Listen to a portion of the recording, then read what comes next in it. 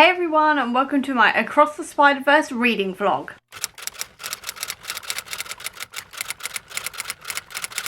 Across the Spider-Verse is coming out in a couple of days at time of filming, and that means that I'm going to do what I usually do whenever a new Marvel project comes out, which is to just read everything to do with the characters involved within that project. So that means this week I'm going to be reading a lot of Miles Morales, as well as Spider-Gwen, Peter Parker.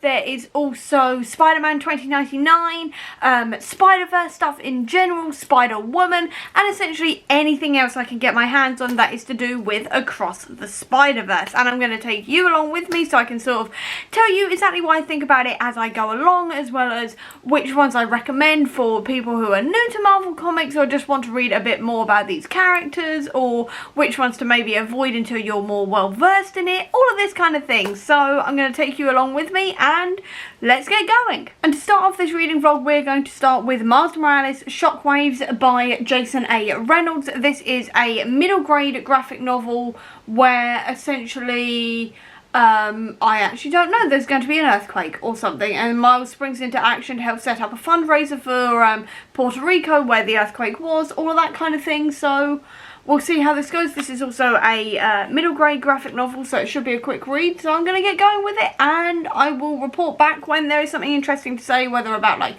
the storyline, the artwork, or whatever. First of all, I am really enjoying this because we're dealing with Miles. He's trying to create a fundraiser for Puerto Rico after they've had a devastating earthquake, while also dealing with these two villains, and he's just found out they've got superpowers.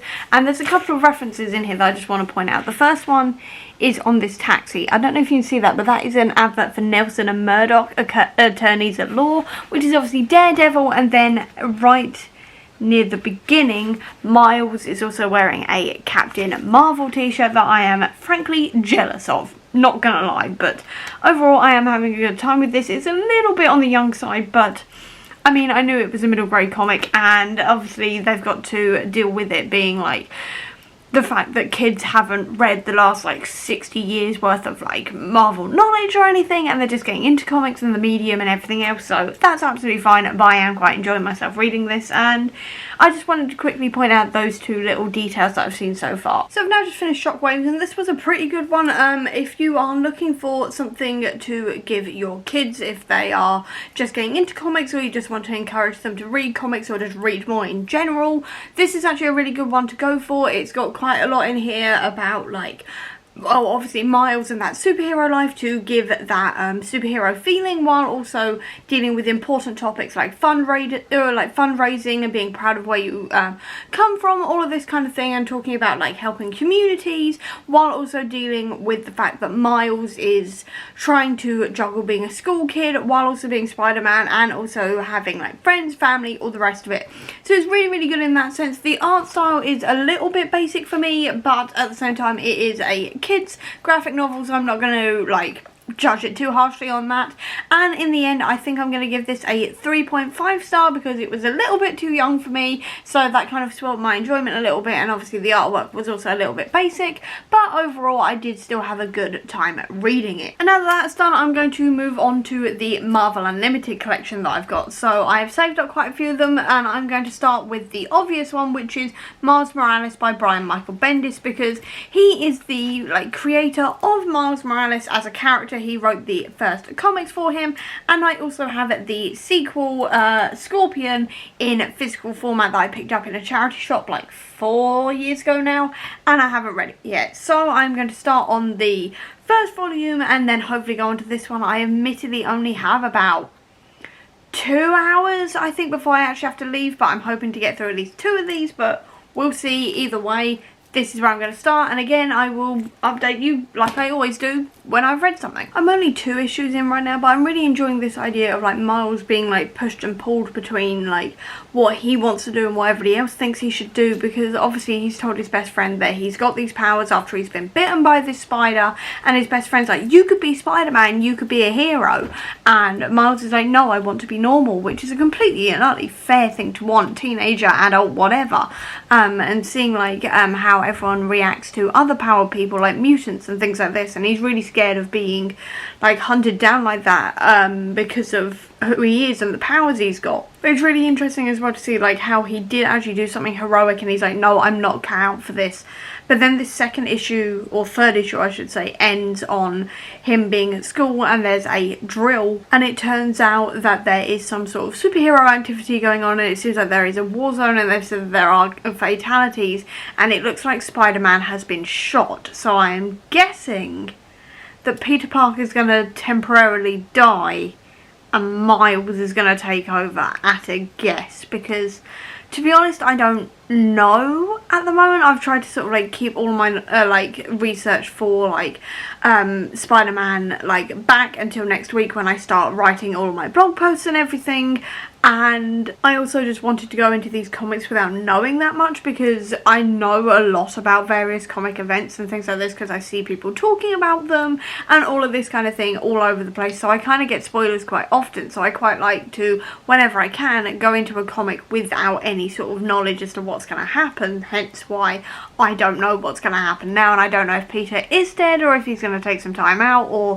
whatever it happens to be. But as I was saying, I do really enjoy this sort of push and pull between like what Miles wants and what everybody else thinks he should do, or what at the very least his best friend thinks he should do, considering the powers he's got, and like also the conversations Miles has actually had with his dad about like his dad's childhood with his brother, and how like the two of them went down two very different paths and not having the opportunities that everybody else had.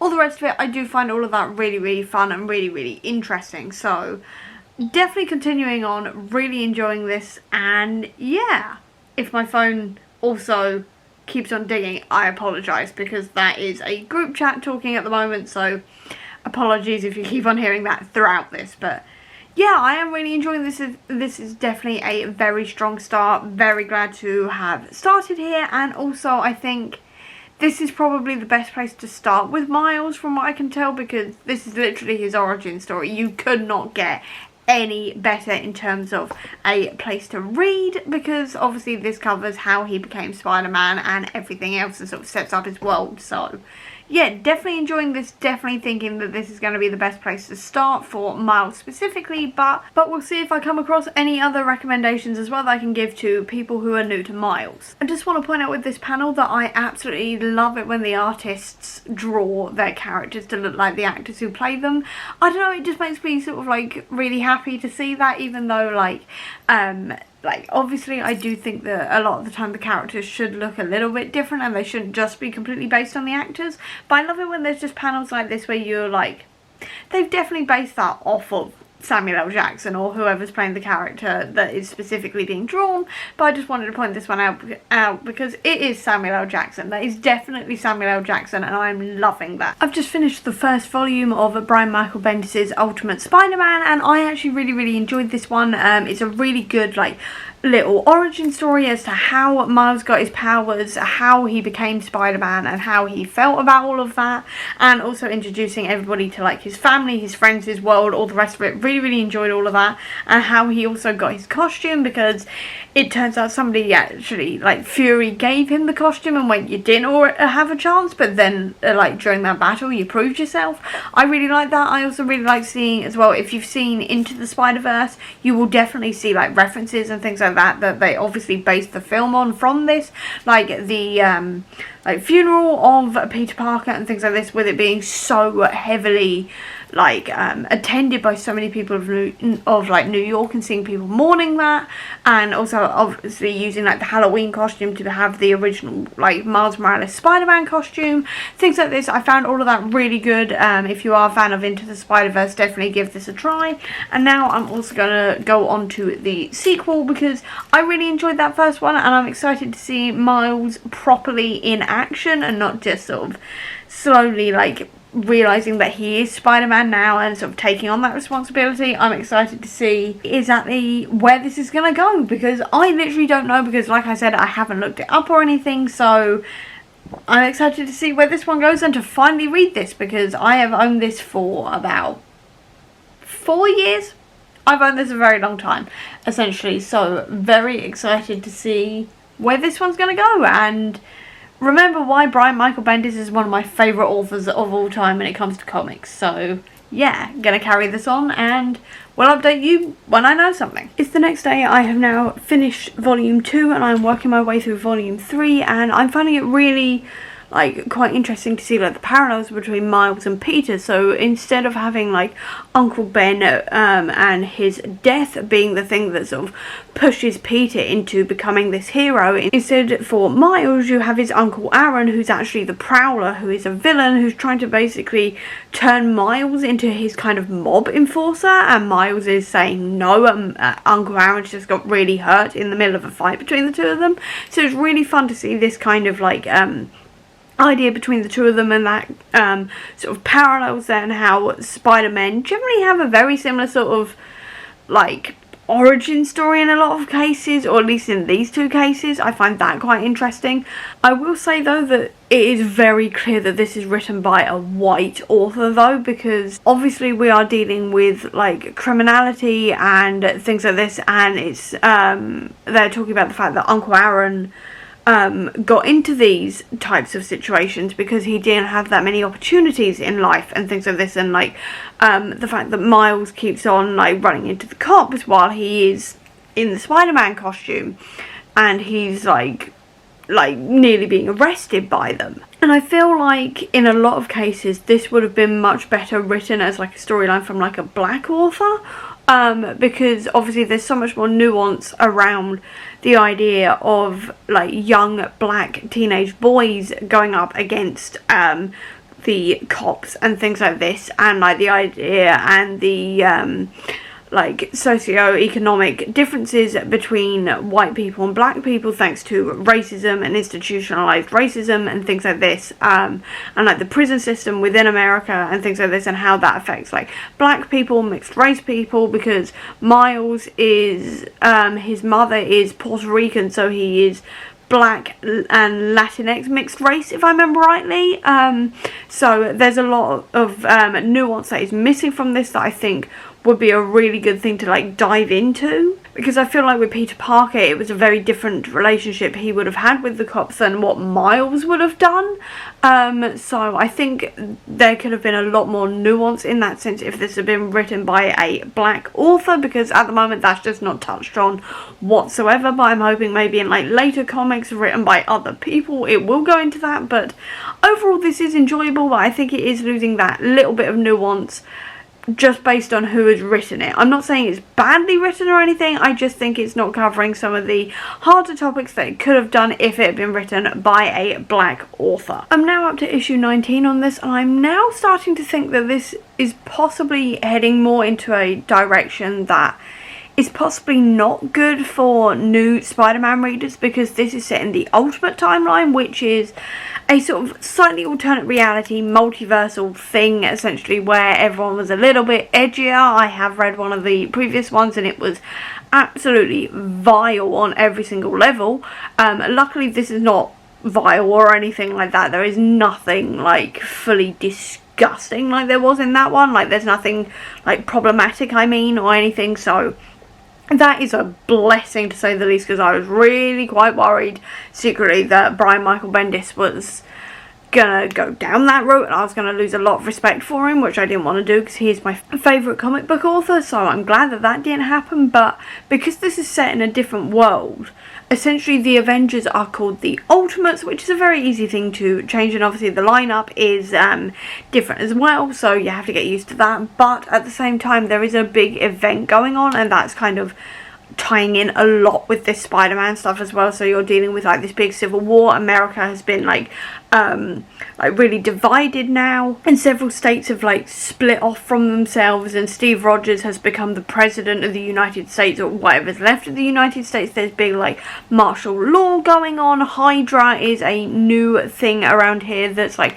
terrorizing people and trying to like take over the whole thing. There's a lot, like I said, of like martial law and things like this, and it does tie into like the Ultimate major storyline, I guess you could say, which may not be best if this is like your first time reading comics. So the first 2, maybe 3 volumes, I reckon, well actually no, the first 2 volumes of this series you're absolutely fine reading because it's just about Miles, things like this, and then after that, just be warned, if you do carry on, because it is a good storyline, you will end up going more into like the Civil War type thing, not the actual like Civil War event, but this is called the Divided We Fall event. But essentially like you can follow it reasonably easy, just following like Miles's parts, and sort of it still makes a lot of sense. But I would say just be warned, if you are going to read this, that this does go into a larger event, and if you're not used to reading larger Marvel events, or you don't know, I just dropped that was a brilliant sort of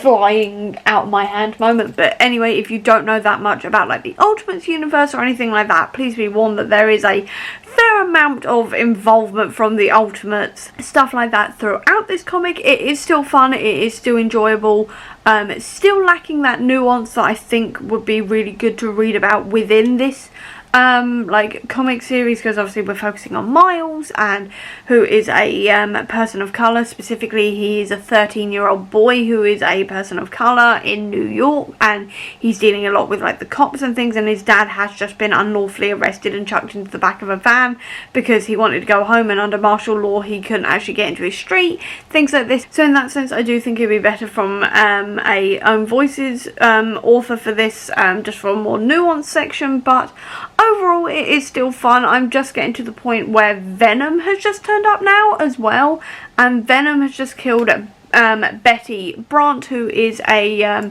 reporter in this universe, who figured out who the Prowler was, and then has tracked down his family, and now she's convinced that it's Miles' dad as Spider-Man, and she was originally intending to like out him and things like this, and she's just been killed by Venom. So I'm like a bit like, ooh, didn't expect that to come. But I definitely didn't like her as a character there, because I was like, you're literally just like really endangering people just for a story, for money, and that is not okay. So interested to see how Venom's going to tie into all of this as well now. I've now officially finished the Brian Michael Bendis Ultimate Spider-Man run, or at least the original one, and I will say that this was quite fun in its way, in terms of like introducing Miles and having like this slightly alternate universe to explore him in, things like this. But I will say that there was quite a few things that I felt were slightly like lacking in this one, I'd say, and I do feel like it sort of got caught up quite a lot within like the Divided We Fall event and things like this, so it didn't really get to explore Miles as a person. And then like in the last few issues,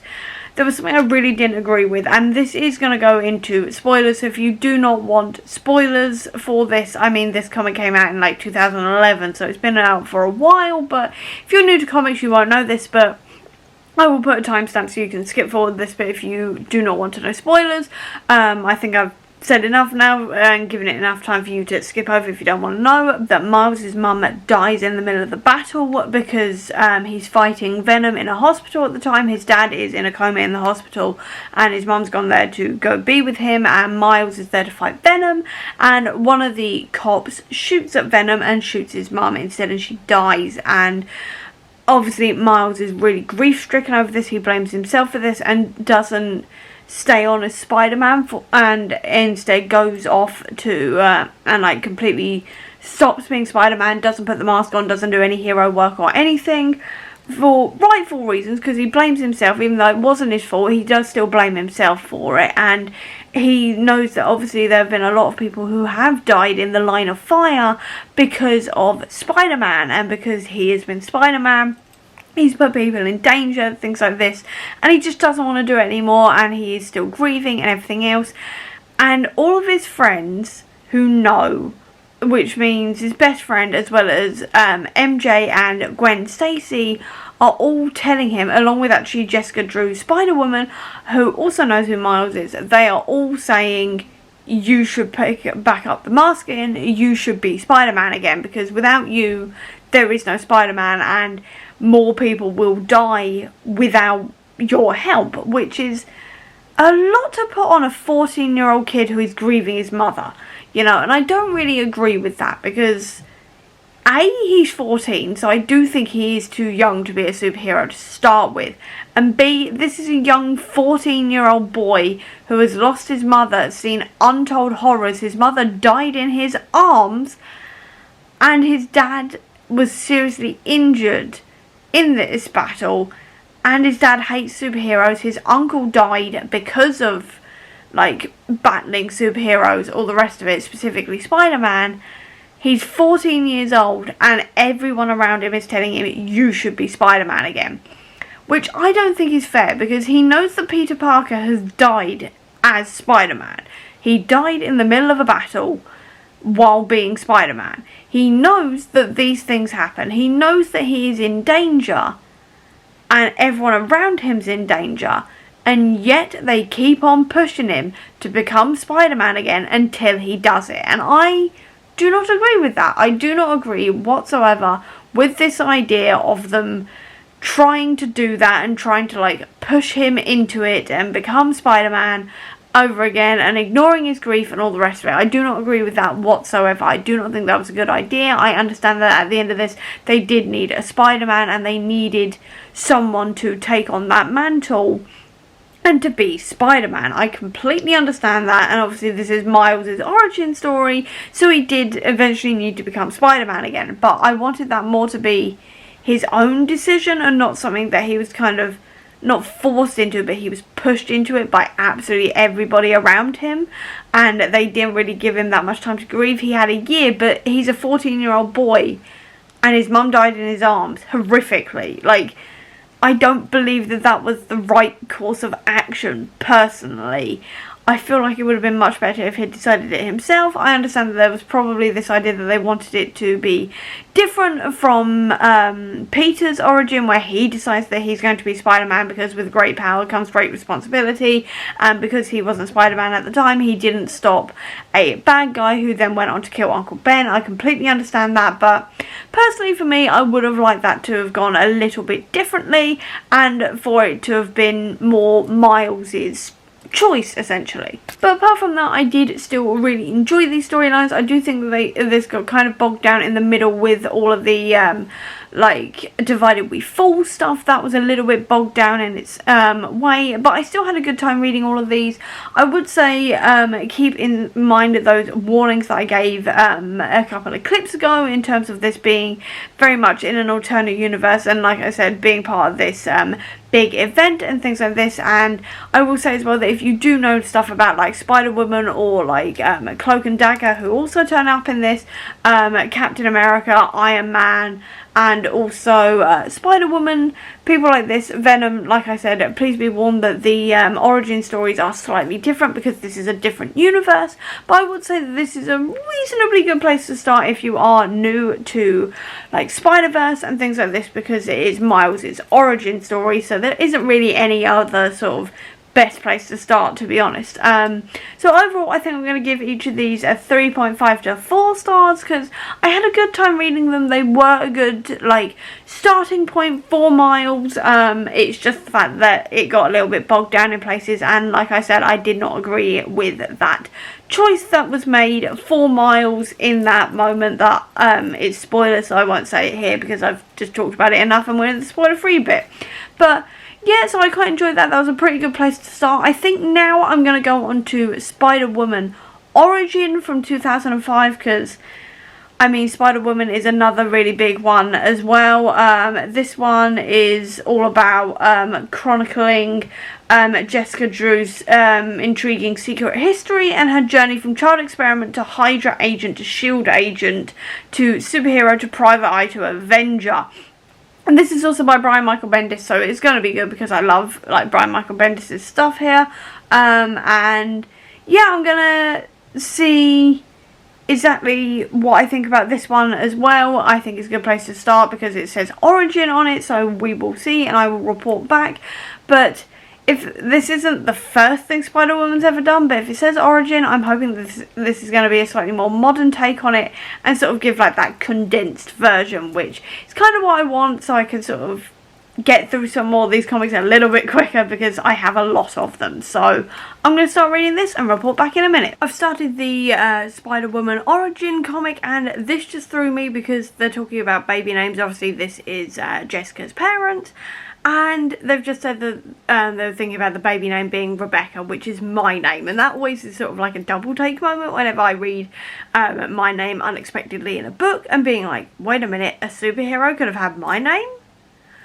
Why didn't this happen? But yeah, that was a bit of a distraction either way, so good start. I'm only like 2 pages in though, but this is definitely like the Jessica origin story, hence why it says origin, but at the moment, so far so good. We shall see what happens throughout the rest of it. I've just finished the first issue of this Spider-Woman comic, and while this is quite fun and quite interesting to read about Jessica's story, I will say that this is going to be a very, very dark story because we are dealing with human experimentation on a child, and the person doing the experimentation is her father. Like, this is pretty damn dark in that sense, and also trigger warnings as well, definitely for discussions about like aborting a baby, because Jessica is hit with this like scientific beam essentially that has screwed with her DNA that's made her Spider-Woman while she was still in the womb, so please be warned about that, and be warned about genetic differences when like in the womb and things like this. There are talks of all of this, and then also the fact that her father's like, well, she's going to die anyway, so I'm going to experiment on her even though she's 10 years old and my daughter. So please be warned about all of that. There's a lot of like heavy dark topics in here already within the first issue, but if you do want to know the origin, I'm reckoning this is probably going to be a good place to start. I am going to continue on with this limited series. It's only 5 issues, but definitely a good place to read if you want to know how Jessica got her powers at the very least. Spider-Woman Origins is actually a pretty good place to start with Spider-Woman, obviously because it is her origins. I will say it's a little bit condensed in terms of her like becoming Spider-Woman, getting the powers in the first place when she's 6 years old, and then waking up from a coma 10 years later, training with Hydra, leaving Hydra, taking down like a sect of Hydra, joining S.H.I.E.L.D., leaving S.H.I.E.L.D., all the rest of it. It happens quite quickly, but if you do want a very quick, very condensed like primer for Spider-Woman, this is definitely the way to go. I will say all of those trigger warnings still apply, as well as parental abuse, because her father does hit her mother a couple of times, so be warned about that. There is also one use of the R slur as well, but all of this is coming from Hydra agents who are very clearly made out to be the bad guys. So with these characters, even though they are saying these slurs and saying these terrible things, you know for certain that they are the bad guys. So I will say that kind of sort of worked for me in the sense that I can sort of not exactly look over these types of slurs or anything, because obviously they are still very bad words. For context, by the way, this was written in 2005, but I'd say that it's sort of less sort of offensive to me personally because it's being said by the bad guys, and it's definitely showing more that they are the bad guys, and it's not like, oh, are they good? Actually, is it okay to say these words? It's very clear that the people saying these things and doing these things are Hydra and are the bad guys. But now that I've read that one, I think I'm gonna go on to, I'm thinking maybe some Spider-Man 2099, just so I've got a little bit of like knowledge of Spider-Man 2099 before I go into the Spider-Verse and Spider-Geddon. So I'm going to try and find some 2099 to read, and I will, like I say, update you when I've read something and I have something to comment on. I've now just finished Spider-Man 2099 from 1993. It's just the first issue, which is called 2099 Unlimited. I nearly said Spider-Man, then it's 2099 Unlimited, and I do not recommend this because, first of all, the artwork is just very sort of hyper stylized and just too sort of in your face bright in a lot of cases. It's just very sort of like neon kind of thing, and it means that you can't really tell what's going on in battles and things like this, so that makes it very confusing. I'd also say that this does not really give you any sort of idea as to who Spider-Man 2099 is. 29. It doesn't really give you any idea as to who Spider-Man 2099 really is. All I get is that he's like a scientist, and Spider-Man. This is all I've got. So it doesn't really give you that sort of base layer. Also, the villain is a eugenicist and is trying to kill anyone with a genetic abnormality that can then be passed on to future generations because the human race is not evolving. And while it's fun to see someone like Spider-Man kicking someone's, like, who has these thoughts, like, seeing them kick his ass, it's still sort of quite affecting to read in a lot of places, and it's very much like we spend quite a lot of time in this villain's head. So please be warned about that. If you do read this, you do spend a lot of time in the head of a eugenicist and not enough time in Spider-Man's point of view. So probably not my best idea to read that. So I'm thinking I'm going to do a bit more research, see if I can find anything that's more Spider-Man 2099 based, or I'm just going to skip into Spider-Verse now and just start reading the Spider-Verse stuff, because that involves absolutely everybody, and I think that's going to be my best option, because between Spider-Verse and Spider-Geddon, that's 800 pages of comics alone, which is going to take me a very long time to get through, let alone any of the spin-offs, tie-ins, and all the rest of it that I want to read, including the Spider-Gwen stuff. So I'm thinking I may start Spider-Verse, actually. I think I'm going to start Spider-Verse and Spider-Geddon and go from there, because that's going to be my best option to cover everybody who's involved in this movie. So yeah, I think I'm going to start that reread. I've just discovered that the origin story for 2099 is actually on Marvel Unlimited. It is from 1992 though, so the artwork does look like this. So please be warned about that if this is not your favourite artwork style. This is not my favourite artwork style whatsoever, but I will give it a read if I get time at the end of the week. Probably won't, but we shall see. I may get time, I may not. I'm going to be focusing on other things first, like I said, Spider-Geddon, Spider-Verse, Edge of the Spider-Verse, Spider-Gwen, and all of those tie-ins. But if I do get time for this, I will also read this. But seeing as the entire series is 38 issues long, probably not going to get to it, considering Spider-Verse, just the main run of Spider-Verse, and also Spider-Geddon is 800 pages long in total.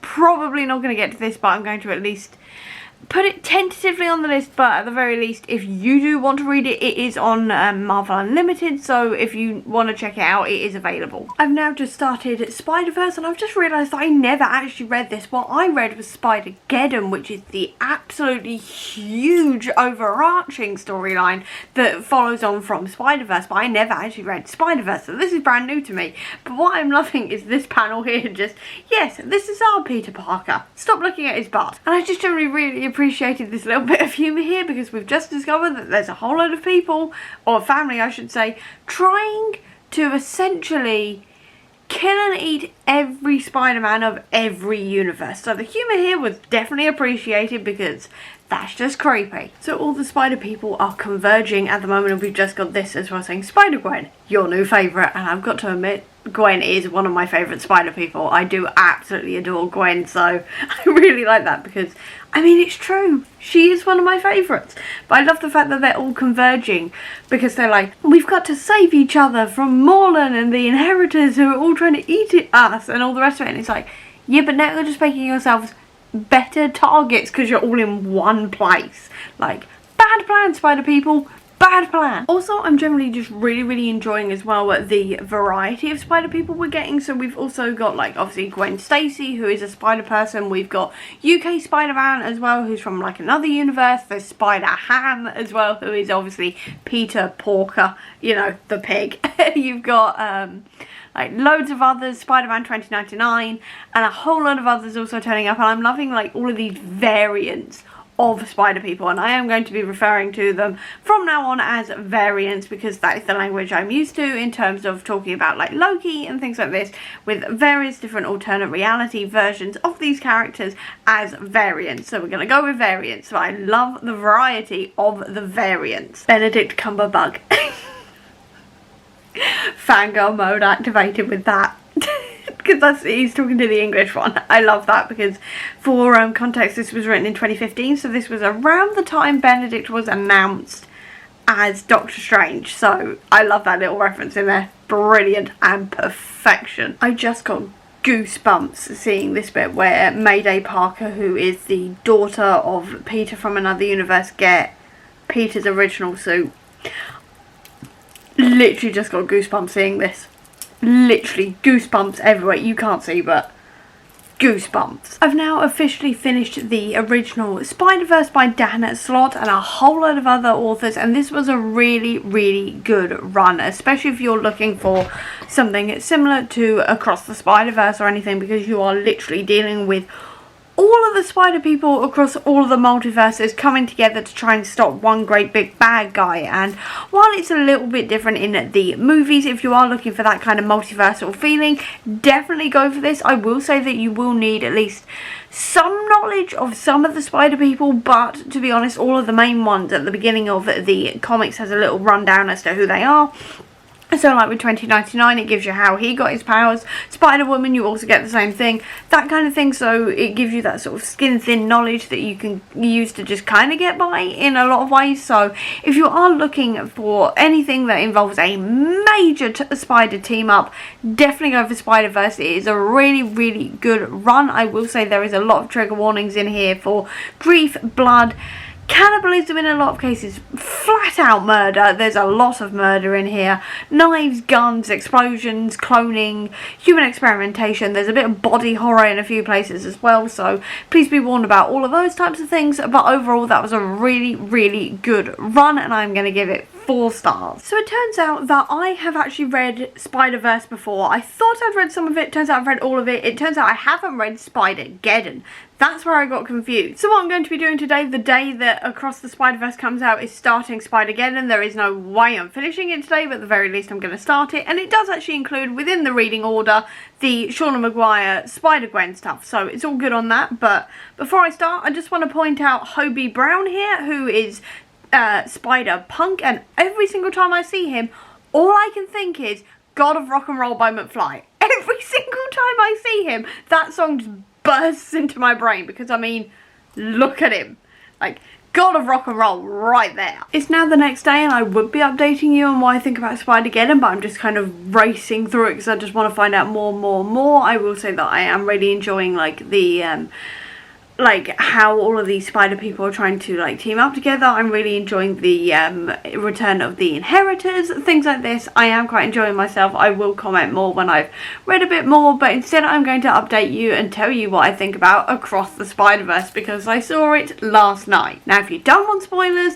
I'm going to put a timestamp here so you can just skip over this bit and go back to me talking about comics, but I do want to talk about the movie quickly because this is why I'm reading all of these comics. So if you are still here, I'm guessing you do not mind spoilers or you've already seen the movie. So I'm now going to be talking about the movie. If you are still here and you get spoiled, it's your own fault now. So I loved this movie so much. This was such a perfect sequel to Into the Spider-Verse. It opened it up even further. It gave us even more spider people in here. It expanded more this idea of like the multiverse and like what it means to be a spider hero, whether you be Spider-Man, Spider-Woman, Spider-Cat in some cases, any type of spider hero, which I absolutely loved. I loved all of that. I loved all of these new characters, especially Spider-Punk.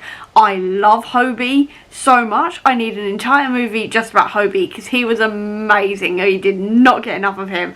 I definitely want more from him. He was one of my favourite new characters ever. I loved like how cool he was and how he was drawn. It was very sort of like, it was sort of like he was made out of like cut out pieces of like magazines and stuff like this, which I absolutely loved. Speaking of, all of the character designs were incredible. You could tell that this was done by like the largest animation team on like any animated movie ever. There was like 1,000 animators or something on this movie, which is incredible, and you can tell because everyone looks different. Everyone's got their own like unique style, even more than the first one, because you've got like all of your normal characters, but then you've also got like all of these new ones who have really different looks. Like the Vulture at the beginning of the movie looks like he's made out of paper, which was really cool. I loved as well how the Spot sort of looked a little bit like he was sketched, along with Spider-Man 2099 also looked like he was sketched, because you could still see some of like the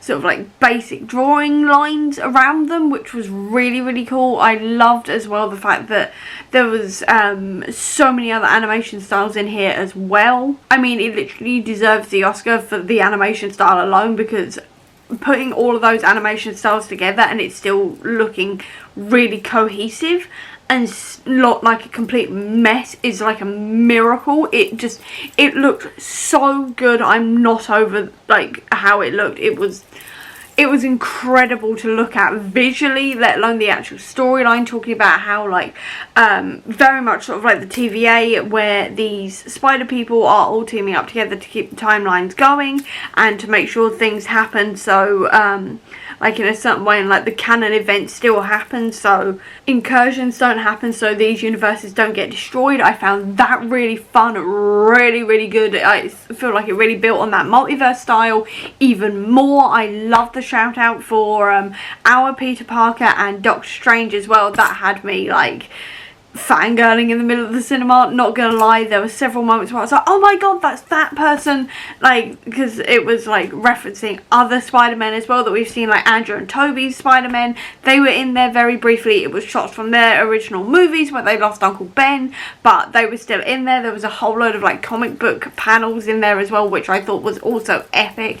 I loved as well how we got more of like these different spider people's like origin stories as well, without it being like really info dumpy or whatever. I love that as well. I loved like Miles in this as well, and seeing how he's sort of struggling to be Spider-Man while also being like a good student, being his parents' child and everything else, without them knowing that he's Spider-Man, and really struggling with that, and his parents struggling with that. I love this idea of like parenthood throughout as well, with like his parents also paralleling Peter, who has become a father, to Mayday, who was adorable. I loved Mayday. She was amazing in this as well.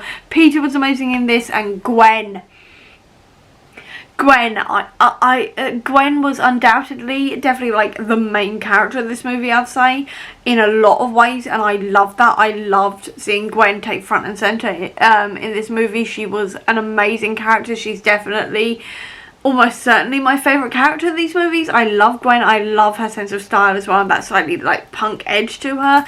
That was really cool. Her outfit that she wore to the prom, I was like, I want it immediately, as like a side note. But I love Gwen so much. She's definitely like my favourite of the lot of them. I loved Gwen's journey throughout this, almost as much as I loved Miles' journey, because Miles is dealing with the fact that everyone's saying that he shouldn't be here, he shouldn't be a Spider-Man, he's doing things wrong, he doesn't understand, and all the rest of it.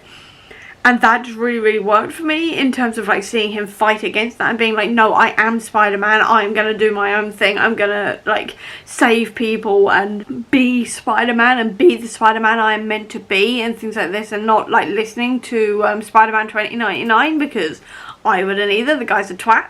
Like, I don't like 2099 like at all. 2099 is not my favourite whatsoever. He was a bit of a twat through the whole movie, but that was kind of like the point of him in a way, so that was fine. But I love like Miles fighting against that, and that ending with Miles, oh my god, that ending where he's in the wrong universe, he's in universe 42, not in his actual universe, and now he's like trapped by his Uncle Aaron and an alternate variant version of Miles, who is the Prowler.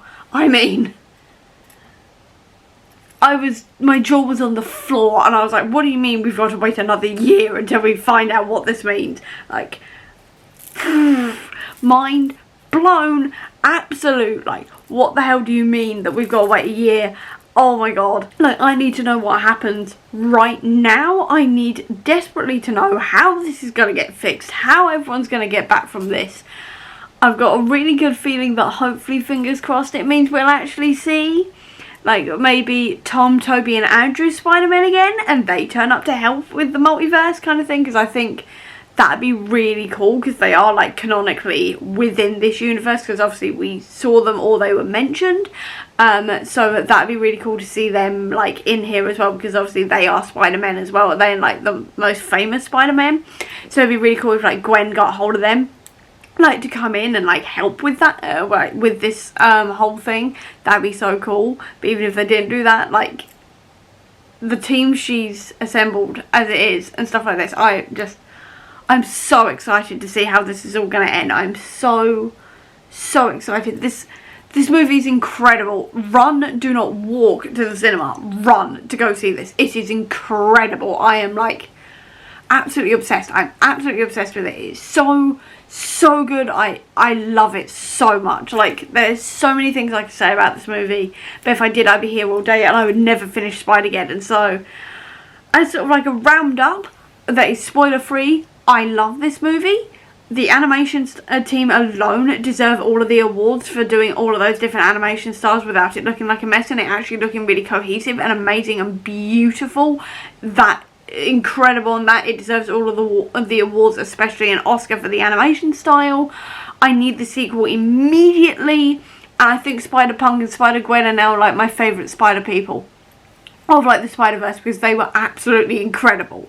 Now I'm going to get back to Spider-Geddon, where I've just gotten to Morlan essentially trapping Peter Parker in the in one universe because he's just broken his like dimension hopper watch thingy. So I'm going to get back to reading that and then come back to you when I have something to comment on. One thing I really appreciate about both Spider-Verse and also Spider-Geddon is the fact that it actually dedicates comics, or at least parts of comics, to introducing various different spider people that you won't necessarily have seen in like other comics. So there's like a cowboy one that we just met. There was also one that's based in a more like manga looking world as well, and things like this. So you actually get like little bits talking a little bit about like how they fight and things like this, while sort of showing you these things.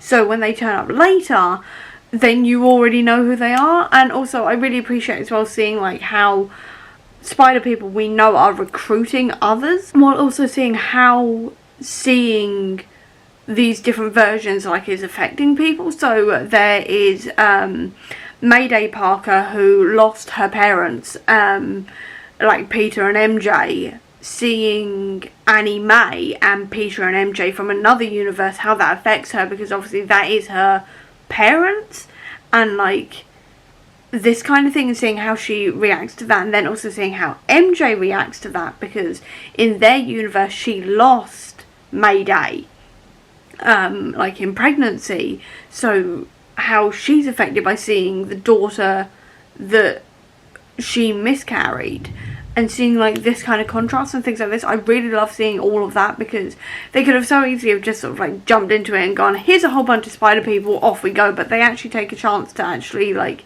explain a little bit about them, so you know a little bit about them, so you care about them. I really love that throughout these events. I've now officially finished the entirety of Spider-Geddon, and I actually really enjoyed this. I think I enjoyed Spider-Verse a bit more, simply because Spider-Geddon's ending felt a little bit rushed, in the sense that they found what they needed to do to defeat the Inheritors and then just did it like that, and it didn't feel, not precisely like it didn't feel earned, it definitely felt earned because this was a very long event and very involved. But I think that final issue should have been longer, and that final battle should have been longer before they managed to defeat the Inheritors, just to make it feel that little bit more like difficult, I guess you could say. It just felt like that final one was just that little bit too easy for them to win in the end, and I would have liked a little bit of a bigger battle essentially. But overall I did enjoy it. I will say the other thing I had with it was Annie May as a character, who is actually from a Spider-Man comics I've already read, which is Renew Your Vows, is known as the Webmaker. Wasn't the Webmaker?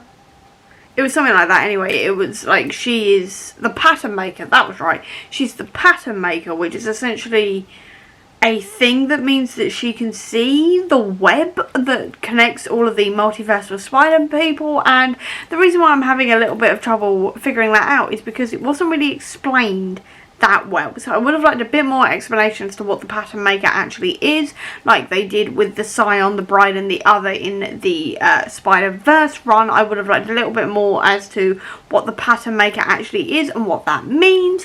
But I did still enjoy that it brought these characters in from Renew Your Vows, which is one of my favourite Spider-Man series that I've ever read. I really enjoyed that series, and it actually gave a purpose to like Annie May's visions and things like that. So that was really good. I did really enjoy that. I did enjoy enjoy as well seeing all of these spider people together and seeing them all like teaming up together, like I said, and seeing like how they all try and work together, how some of them are like double crossing each other and sort of doing things in secret, all the rest of it. Kane I found a little bit annoying, to be fair, because Kane is just not someone I really care about. He is another clone of Peter Parker, and he's a little bit more like stab happy, but more in a sort of annoying way, I guess you could say. I didn't really warm to him. And I didn't really sort of warm to any of his team, to be fair, but everybody else I really enjoyed it. I especially really enjoyed the Ghost Spider section, which was written by Shauna Maguire.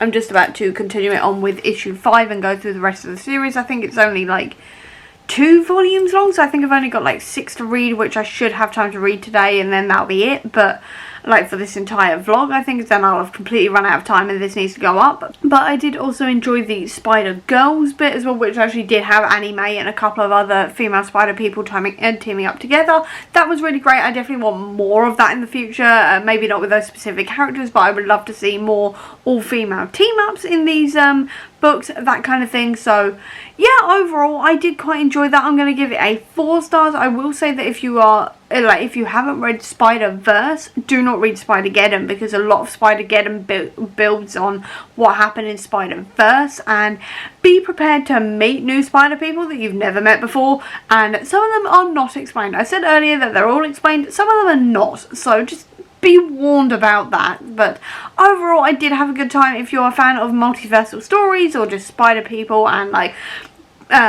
like across the Spider-Verse and things like this, definitely give Spider-Verse and Spider-Geddon a go. I would say it may be an idea to have read some like Spider-Man stories based in 616, so the basic like Spider-Man stories, and also some Miles Morales, just to try and like get a bit more sense of it.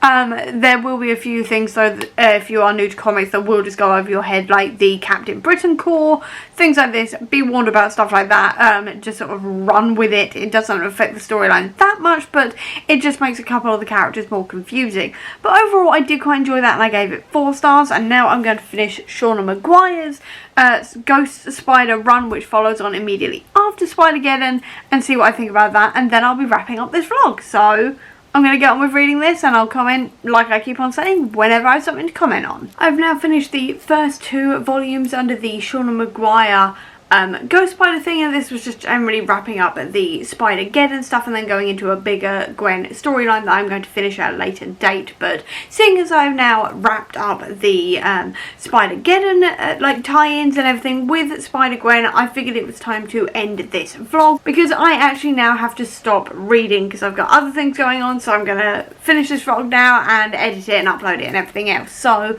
in conclusion, I really enjoyed the Shauna Maguire run. It was a really good look into Gwen and how she's coping with Spider-Geddon and everything else, and like having to deal with the grief of losing a lot of friends throughout Spider-Geddon, and also figuring out where she exists in her world, because she doesn't have a secret identity anymore, but she's also got like a criminal record for various reasons that happened before Spider-Geddon, and like how she's dealing with the fact that she can't get a job. She's trying to be Spider-Woman, she's also trying to be a drummer in her band, all the rest of it. She's trying to juggle all of these things and kind of struggling with it.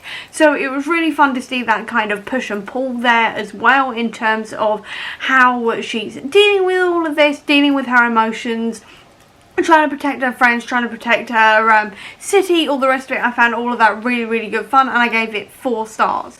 And in conclusion, as to what I think is actually a good thing to read if you are interested in the Spider-Verse and everything else, first of all, I would say Miles Morales by Brian Michael Bendis is an excellent place to start, because it's literally his origin story. Obviously there were a few things I wasn't entirely happy with reading it, but to be fair, there were very small things, and everything else was absolutely excellent while I was reading it.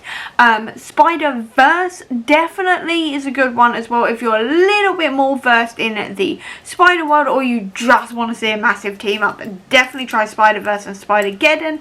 And Spider-Gwen is also really good fun.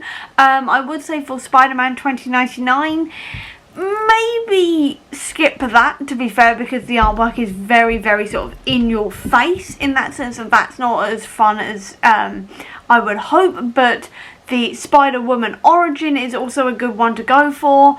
And yeah, I'd say that to be honest, almost everything I read was definitely worth it this week. It definitely gave me all of those Spider-Verse vibes that I wanted, and it gave me all of these perspectives on all of these different spider people. I'm just sad I didn't get to more of them, because there was a lot of other amazing ones that I really wanted to read, and I just ran out of time for them. But overall, I did enjoy reading all of these, and I hope you enjoyed it, watching it as much as I enjoyed reading all of this and making all of it. If you did, please do give me a thumbs up. Comment down below, tell me a character you would love to see me do a deep dive like this on again. I'd love to know. Or if you don't have that much time, leave me a spider emoji down below to let me know that you're here. I'll also leave a link as well down below to all my social media if you want to check it out, including to the comic book sanctum, which is filled with all things Spider-Verse. So if there's any other specific character that I've mentioned in here, or maybe haven't mentioned, I will probably have mentioned them on the blog, where there will be loads and loads more recommendations down there below if you want to check all of that out, as well as a link as well down below to my Etsy store that sells bookish merch if you're interested in that. Or if you just want to see any more of my videos, please click subscribe here, and over here will be the link to my previous video. But until next time everyone, bye!